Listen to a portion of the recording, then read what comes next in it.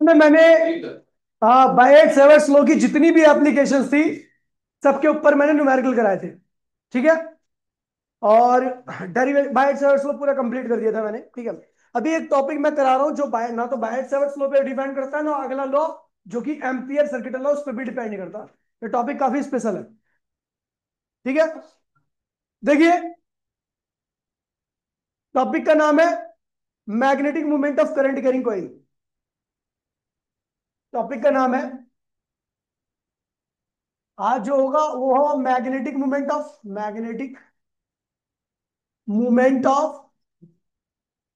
Current carrying coil. पहला topic ये होगा। दूसरा टॉपिक होगा आज आपका एम्पियर सर्किटल लॉ जिसको मैं एसीएल बोलूंगा। क्या बोलूंगा? और इसकी ओए इसकी दो एप्लीकेशन। इसकी पहली एप्लीकेशन रहेगी magnetic field due to magnetic field due to infinite long current carrying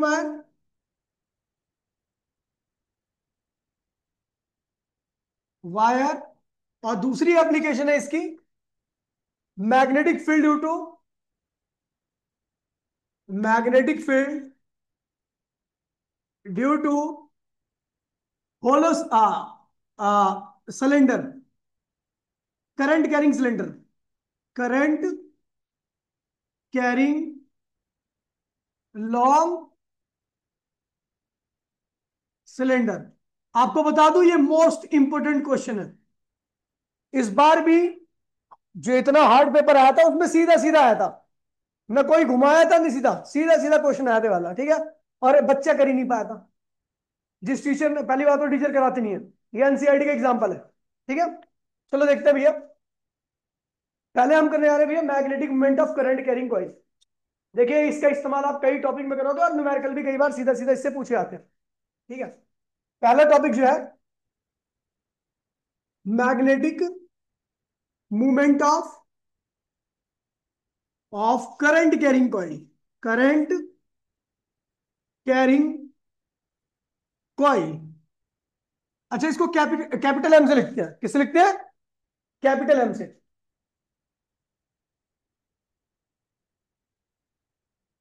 ठीक है। सबसे पहले समझिए होता क्या है। ये है आपकी एक कॉइल ऐसे सस्पेंडेड है और रखी है किसमें? मैग्नेटिक फील्ड में। और ये कौन सी मैग्नेटिक फील्ड है? External magnetic field. बात मत कीजिए भैया ध्यान दीजिएगा। बहुत इंपॉर्टेंट टॉपिक है आपको बता रहा हूं। ये कॉइल एक्सटर्नल मैग्नेटिक फील्ड के अंदर रखी हुई है। ठीक है। अभी कुछ नहीं हो रहा है इसके अंदर। अभी कुछ नहीं हो रहा। लेकिन जैसे ही आप इसके अंदर से करंट पास कराओगे वैसे ये करंट कैरिंग कॉइल बन जाएगी। और करंट कैरिंग कॉइल क्या करती है? मैग्नेटिक फील्ड जनरेट करती है ना। तो इसने भी अपनी मैग्नेटिक फील्ड जनरेट करना चालू कर दिया। जैसे ही दो मैग्नेटिक फील्ड एक दूसरे के संपर्क में आती हैं, समझ गए? जैसे ही दो मैग्नेटिक फील्ड एक दूसरे के संपर्क में आती हैं तो जिस बॉडी की वजह से उत्पन्न हो रही है, जिस बॉडी की वजह से वो मैग्नेटिक फील्ड आ रही है, उनके ऊपर क्या लगने लगता है? फोर्स। और उस फोर्स की वजह से इस कॉइल के अंदर क्या आएगा? टर्निंग इफेक्ट आ जाएगा। क्या आएगा? उसी टर्निंग इफेक्ट को हम क्या कहते हैं भैया? मैग्नेटिक। दोबारा रिपीट कर रहा हूं मैं ध्यान दीजिएगा। मैं कह रहा हूं कि ये मैग्नेटिक फील्ड है। ये मैंने बाहर से अप्लाई कर रखी है बाय यूजिंग चुंबक वगैरह जो भी है। ठीक है। ये है आपकी कॉइल। जब तक इसके अंदर करंट नहीं डालता तो इस मैग्नेटिक फील्ड के साथ इसका कोई इंटरेक्शन नहीं था। इंटरेक्शन मतलब एक दूसरे पे फोर्स नहीं लगाते। लेकिन जैसे ही मैंने इसके अंदर करंट डाला तो आपको पता है ये करंट कैरिंग कॉइल बन गया। और करंट कैरिंग कॉइल क्या बनाती है? Magnetic field. क्या बनाती है? अब एक मैग्नेटिक फील्ड ये थी और दूसरी मैग्नेटिक फील्ड इसने खुद ने बना दी। दोनों मैग्नेटिक फील्ड जब एक दूसरे के संपर्क में आएंगी तो क्या लगाएंगी? फोर्स। और फोर्स लगाने की वजह से ये कॉइल क्या करेगी? टर्न कर जाएगी। क्या करेगी? कॉइल के इसी टर्निंग इफेक्ट को हम क्या कहते हैं भैया? Magnetic movement. क्या कहते हैं इसे? क्लियर है भैया? चलो देखते हैं भैया।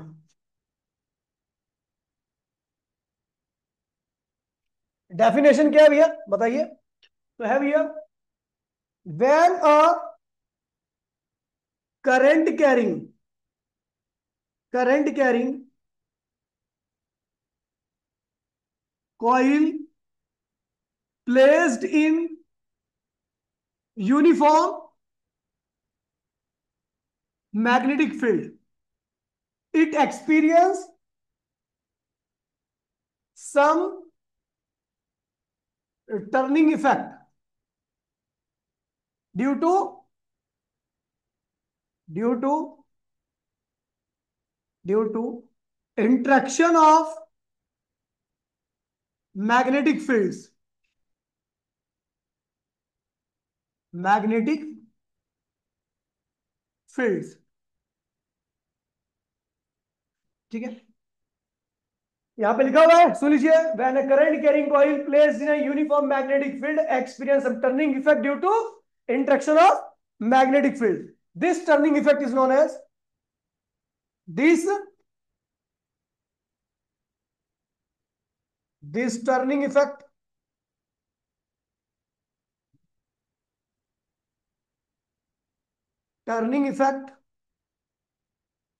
is known as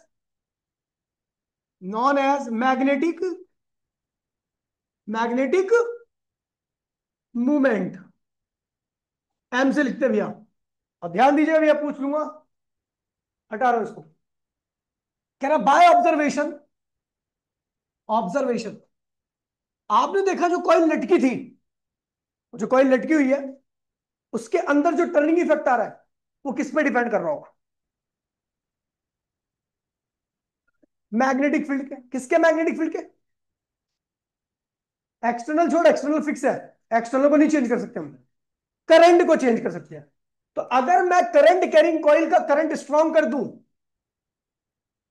तो उसके द्वारा बनाएगी मैग्नेटिक फील्ड क्या होगी? स्ट्रांग हो जाएगी। और जैसे उसकी मैग्नेटिक फील्ड स्ट्रांग हुई, तो बाहर की मैग्नेटिक फील्ड के साथ क्या करेगी? स्ट्रांगली इंटरेक्ट करेगी, टर्निंग इफेक्ट क्या होगा? बढ़ेगा। यानी हमने क्या किया, रीजन बता रहा हूं, आई इंक्रीज करोगे तो magnetic field due to coil क्या होगी भैया? इंक्रीज कर जाएगी। अब जब कॉइल की मैग्नेटिक फील्ड इंक्रीज कर गई है, तो एक्सटर्नल फील्ड और कॉइल की फील्ड के बीच में इंटरेक्शन क्या होगा? इंटरेक्शन इन बिटवीन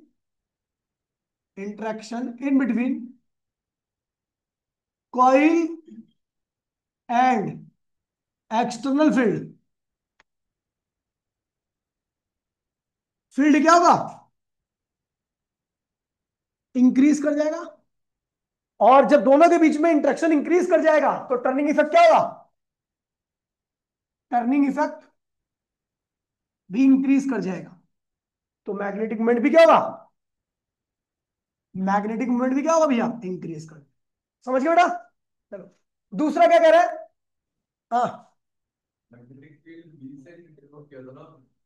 मैं ये मैग्नेटिक मूवमेंट है, वो अलग चीज है, ये अलग चीज है। क्या ये टर्निंग इफेक्ट है कॉइल के अंदर जो टर्न हो रही है। अब ये कह रहा है कि टर्निंग इफेक्ट जो है वो एरिया ऑफ कॉइल के भी डायरेक्टली है। आपको पता भैया, छोटी चीजें क्या होती है, जिसका एरिया कम होगा उसके अंदर टर्निंग इफेक्ट क्या मिलेगा? कम मिलेगा।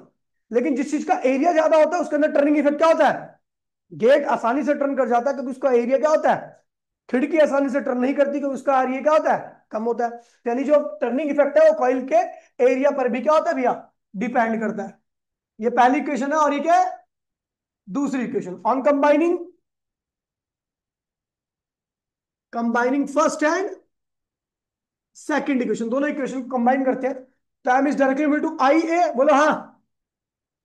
इस प्रोपोर्शनलिटी साइन को हटाने के लिए मैंने एक कांस्टेंट का इस्तेमाल किया, और इस कांस्टेंट की वैल्यू क्या होती है? एसआई सिस्टम में क्या होती है? 1 होती है। तो एम क्या हुआ? आई इंटू में ओ हो गया। तो ये भैया मैग्नेटिक मूवमेंट का फॉर्मूला हो गया, करंट इंटू में एरिया ऑफ कॉइल। तो यहां पे लिख देंगे,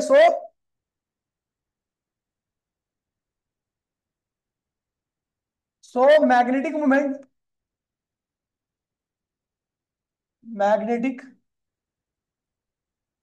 movement is the product of क्या होगा भैया? Current and area of the coil. सुन लीजिएगा भैया, नोट में एक बात कहने वाली है। ये एक सर्कुलर कॉइल है, इसके ऊपर करंट आई है और इसका एरिया ए है। ये एक रेक्टेंगुलर कॉइल है, इसका करंट आई है और इसका एरिया ए है। ये एक इरेगुलर शेप्ड कॉइल है, इस पे करंट आई है, इसका एरिया ए है। इसका मैग्नेटिक मोमेंट m1 है, इसका मैग्नेटिक मोमेंट m2 है, इसका मैग्नेटिक मोमेंट m3 है। बताइए तीनों में से किसका मैग्नेटिक मोमेंट ज्यादा होगा, किसका कम होगा?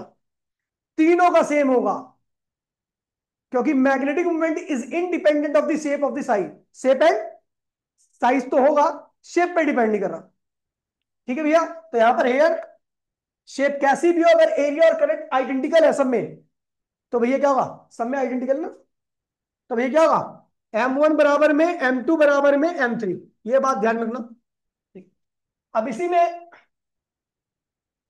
बात करूं मैग्नेटिक मोमेंट। भाई प्लीज बोलिए मत। मैग्नेटिक, देख कलर सेम, मैग्नेटिक मोमेंट, ये नया कलर ऐड हुआ है ना, इससे पहले नहीं था, आज ऐड हुआ है मेरे ख्याल से, अपडेट हुआ था ना भाई। ये कलर अभी नया है, इससे पहले इस्तेमाल किया मैंने इस कलर का, है ना, नया है आज।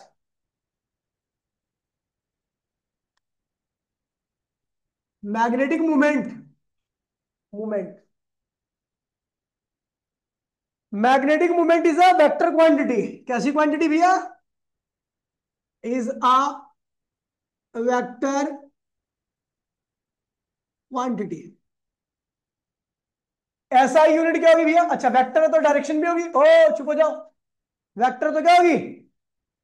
तो भैया क्या होगा, ये कॉइल है, इसमें करंट कैसे आ रहा है? Clockwise anti clockwise?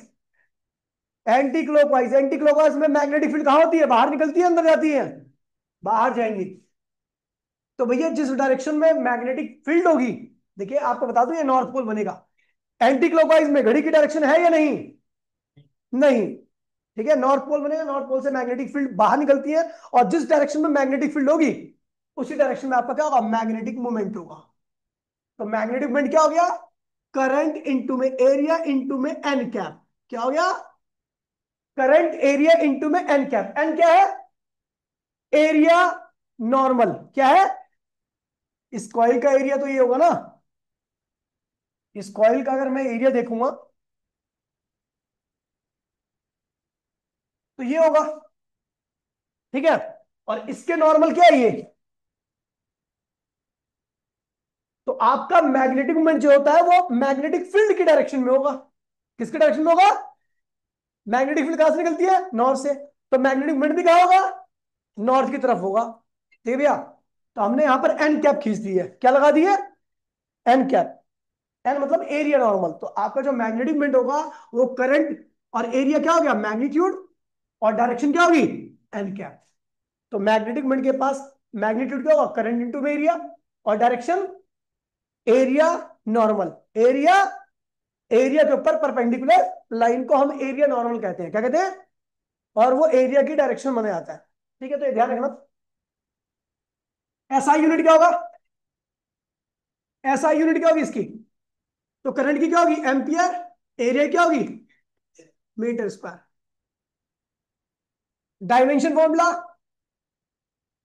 और डायमेंशनल फॉर्मूला, फॉर्मूला का एम्पियर का ए हो गया और मीटर का एल स्क्वायर हो गया। ठीक है, तो ये होगी आपकी कंप्लीट इंफॉर्मेशन। अच्छा आपको बता दूं एक बात ध्यान में रखना नोट में, कि मान लीजिए करंट एंटी क्लॉकवाइज है। करंट क्या है? Anti clockwise. ठीक है भाई प्लीज। तो इसका मैग्नेटिक मोमेंट ऊपर की तरफ होगा, और इसकी वैल्यू क्या होगी? आई ए एन कैप। आई ए, और मान लीजिए करंट आपका क्लॉकवाइज है। ठीक है, तो इसका मैग्नेटिक मोमेंट क्या होगा? अंदर की तरफ होगा कॉइल का, और वो क्या होगा? आई ए माइनस एन कैप। माइनस, समझ गए भाई? अब एक बात देखिए, यहां पे एक क्वेश्चन आ रखा था पिछले साल ही, कि find the magnetic moment of movement of hydrogen atom. आपको किसका मैग्नेटिक मोमेंट निकालना है? हाइड्रोजन एटम का। तो भैया ये रहा आपका। अगर मैं हाइड्रोजन एटम की बात करूं तो न्यूक्लियस में केवल एक प्रोटॉन होता है। इलेक्ट्रॉन इस तरीके से घूम रहा होता है।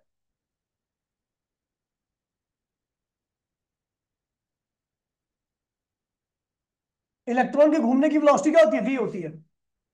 ये इलेक्ट्रॉन है। अच्छा, इलेक्ट्रॉन जिस दिशा में घूमता है उससे विपरीत दिशा में क्या आता है? करंट आता है। अच्छा, इस एटम की रेडियस क्या है? आर है। क्या है? तो इसका एरिया क्या होगा? एरिया क्या होगा इसका? पाई आर स्क्वायर। क्या होगा? पाई आर स्क्वायर। हमें पता है मैग्नेटिक मोमेंट क्या होता है? करंट और एरिया का प्रोडक्ट होता है। करंट अपने को नहीं पता, एरिया पता लग गया। क्या हो गया? पाई आर। तो भैया बताइए करंट क्या होगा? करंट क्या होता है? चार्ज अपॉन में टाइम। बोला हाँ। चार्ज क्या होगा? इलेक्ट्रॉन का। और टाइम कितना है पूरा एक साइकिल का चक्कर लगाने में? पूरा एक चक्कर लगाने में कितना टाइम लगता है? Capital T. अगर आपको बता दूं कैपिटल टी पूरे एक साइकिल का चक्कर है। एक साइकिल का कुल डिस्टेंस कितना होता है? 2 पाई आर। एक साइकिल का कुल डिस्टेंस ही होता है। और कितनी स्पीड से घूम रही है? v से। तो ये आ गया आपका टाइम, डिस्टेंस अपॉन में स्पीड। कोई दिक्कत तो नहीं है? ये हो गया टाइम। तो हमने निकाल दिया करंट को उसमें ई। टी की वैल्यू क्या रखिए? 2 पाई आर अपॉन में वी। तो क्या होगा? ई वी अपॉन में 2 पाई आर। ठीक है भैया, ये हो गया आपका करंट। ये हो गया आपका करंट। तो हम जानते हैं देन मैग्नेटिक मोमेंट क्या होगा? करंट इंटू में एरिया। करंट इंटू में एरिया। करंट कितना भैया? ईवी अपॉन में 2 पाई आर। ये हो गया आपका करंट। और एरिया कितना हो गया? पाई आर स्क्वायर। एक आर से एक आर कैंसिल हो गया। एक पाई से एक पाई क्या हुआ? कैंसिल हो गया। तो आ क्या आ गया भैया? हाफ ई वी और r. That is the magnetic moment of hydrogen atom. ये पिछले साल ही रखा भी है, बहुत इंपॉर्टेंट टॉपिक है। ठीक है। हाँ, समझ गए? चलो भैया 2 मिनट के अंदर कर लो जल्दी फटाफट। इसके बाद देखिए, ampere circuital law. Ampere circuital law. भाई बोलिए मत कोई भी प्लीज। क्या कहता है सुन लीजिए पहले। कहता क्या है? ये तो बात की बात है, पहले देखते समझते हैं बात यहाँ पे क्या हो रही है, किस चीज की जा रही है। ये आपका एक वायर है जिसकी लेंथ क्या है? माइनस इंफिनिटी से लेके प्लस इंफिनिटी तक। ठीक है। और इसके अंदर जैसे ही मैंने करंट प्रवाहित किया, जैसे इसके अंदर करंट फ्लो करना चालू हुआ, वैसे इसने क्या बना दी? क्या बना दी अपने चारों ओर? Magnetic field. ठीक है। अच्छा, इसका जो नाम है, अरे यार ढंग से समझा।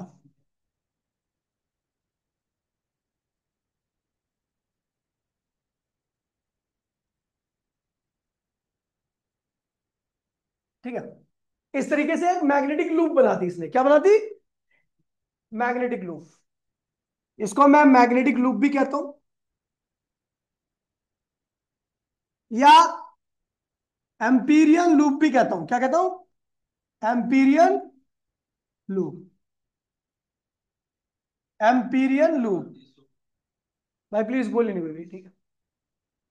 आपको बता दूं, इस एम्पीरियन लूप के जितने भी पॉइंट्स हैं, जितने भी इस एम्पीरियन लूप पे पॉइंट होंगे, सब पे मैग्नेटिक फील्ड की वैल्यू क्या होगी? सेम होगी। क्यों? क्योंकि भैया ये जो वायर है ये तो सेंटर पे है, और इनने क्या बना रखा है? सर्कल। तो इसके हर एक पॉइंट, इस लूप का हर एक पॉइंट क्या होगा? इस वायर से इक्वल डिस्टेंस पर होगा।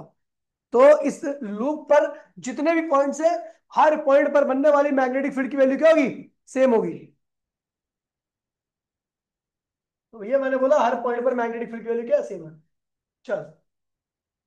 अच्छा, इसकी रेडियस क्या है? इस लूप की रेडियस आर है। आपको बता दूं एम्पीरियल लूप की रेडियस होती है, फिक्स नहीं होती।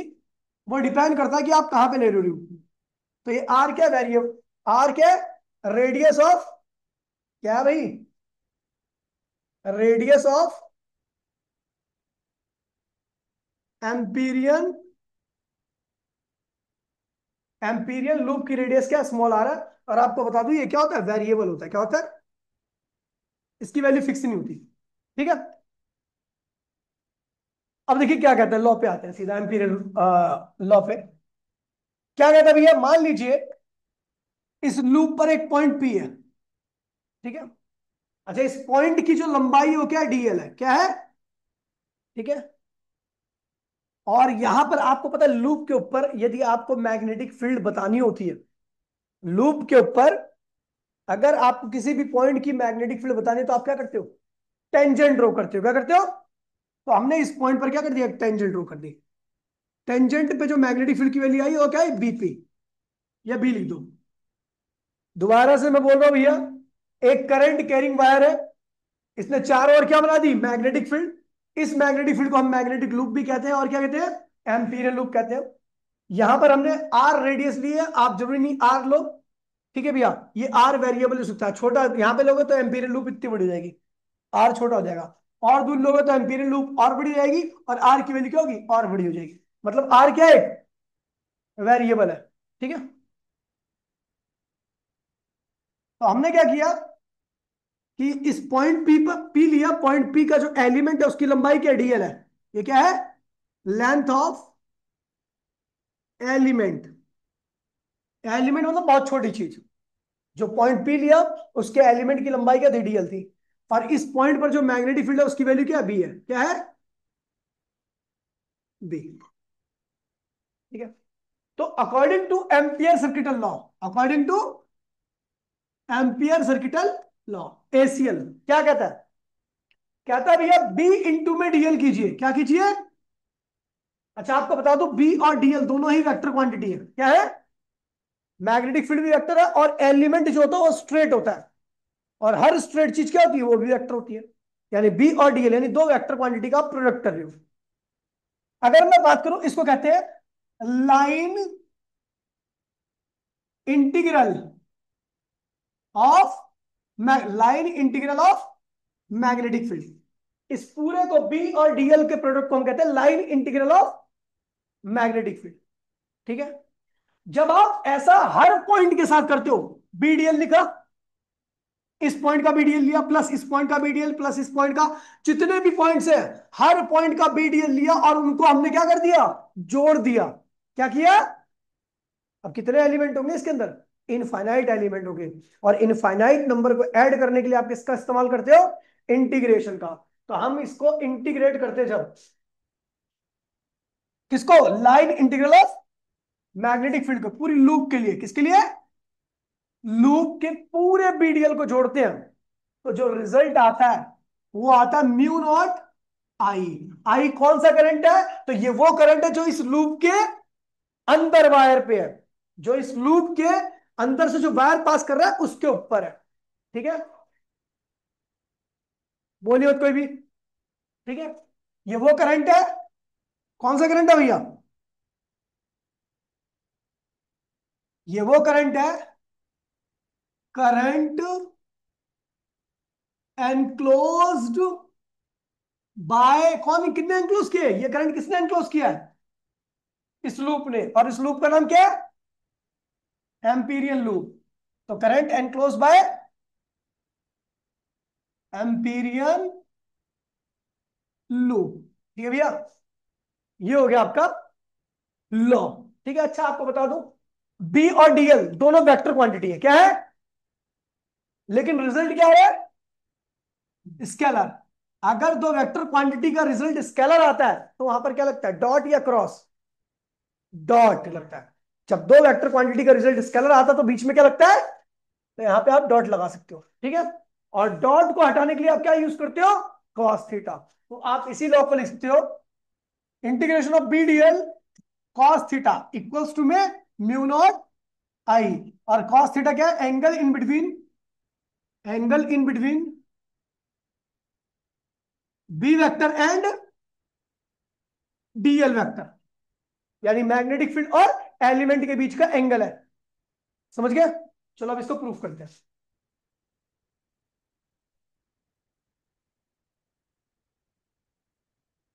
अगर आपकी बकवासबाजी पेपर में आती हो ना, तो जितनी मर्जी कर लो, मुझे कोई दिक्कत नहीं है। इससे पास हुआ पेपर में। माउंट एलिमेंट नहीं है जो आपको 4 बार कंपार्टमेंट देके 50 बार पास करता है। ठीक है। और जब तक कंपार्टमेंट दिए बच्चों को जब तक पास नहीं हो गया। ठीक है। समझ गए। और ऐसे ऐसे बच्चे अमाउंट में जो 4 बार कंपार्टमेंट के बाद भी सब में फेल हुए वापसी। सब में। क्वेश्चन पता है यही आएगा। उसके बाद भी फेल हो रहे हैं।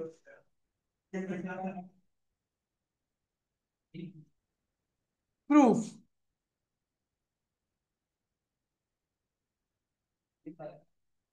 भाई प्लीज बोली नहीं। अच्छा आपको याद होगा एक इनफाइनाइट वायर है। आर डिस्टेंस पर इसकी मैग्नेटिक फील्ड क्या होती थी अगर इसके ऊपर करंट आई होता था। एक इनफाइनाइट वायर है। आर डिस्टेंस पर कितनी मैग्नेटिक फील्ड होती है नैतिक तू बता। इस इनफाइनाइट वायर की वजह से आर डिस्टेंस पर मैग्नेटिक फील्ड की वैल्यू बता। इनफाइनाइट। नैतिक तेरा नाम है। तू बता। आ जा। इतना इतना। मैं आऊंगा बहुत पेलूंगा आ जा। बक्कल तार दूंगा यहीं आगे तो।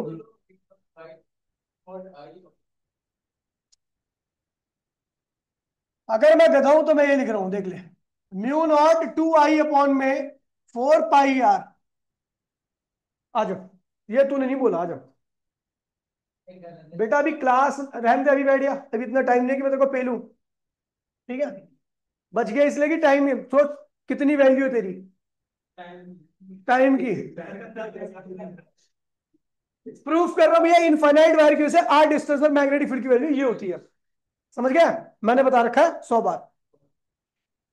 According to ACL. According to ACL क्या कहता है बेटा। BDL equals to mu naught I. हमने क्या ले लिया taking LHS. Taking left hand side. Left hand side लिया तो हमें पता भैया क्या है लेफ्ट हैंड साइड बीडीएल आया। अच्छा आपको पता बी। ओए बी जो है वो इस लूप के ऊपर मैग्नेटिक फील्ड है। और आपको पता है इस लूप के ऊपर बनने वाली मैग्नेटिक फील्ड क्या है भैया सेम होती है। तो बी को बाहर निकाल दीजिए अंदर क्या हुआ डीएल। बी क्या है इस वायर की वजह से आर डिस्टेंस पर ये वायर कैसा है इनफाइनाइट लेंथ का। इससे आर डिस्टेंस पर जो मैग्नेटिक फील्ड बनेगी क्या होगी वैल्यू रखते हो भैया बताइए क्या होगा। म्यू नॉट 4 पाई इस बी की वैल्यू 2 I अपॉन में आर। अच्छा डीएल क्या है एलिमेंट की लेंथ है। डीएल क्या है और इंटीग्रेशन ऑफ डीएल क्या होगा 2 पाई। अब देखिए भैया ये 2 बार गया ये 2 बार गया क्या बच गया प्रूफ हो गया। ठीक है। ये हो गया आपका एम्पियर सर्किटल लॉ। क्या प्रूफ हो गया। चलो एक दूसरा तरीका देखिए मेथड नंबर फर्स्ट। ये एनसीईआरटी का मेथड है लेकिन इससे एक लॉजिकल मेथड बताता हूं मैं आपको थोड़ा सा और अच्छा। मेथड नंबर 2 ये लूप है।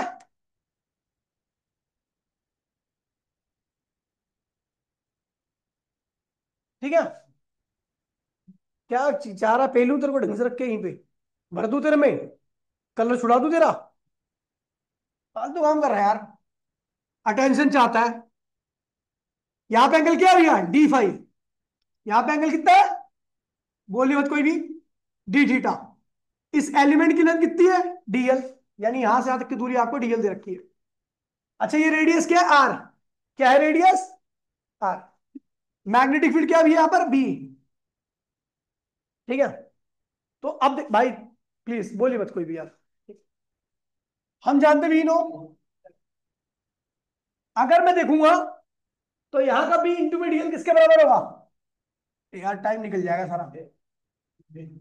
यहां पर मैंने मैग्नेटिक फील्ड मान ली B1 और एलिमेंट की लेंथ क्या है डीएल तो जाएगा B1 DL1।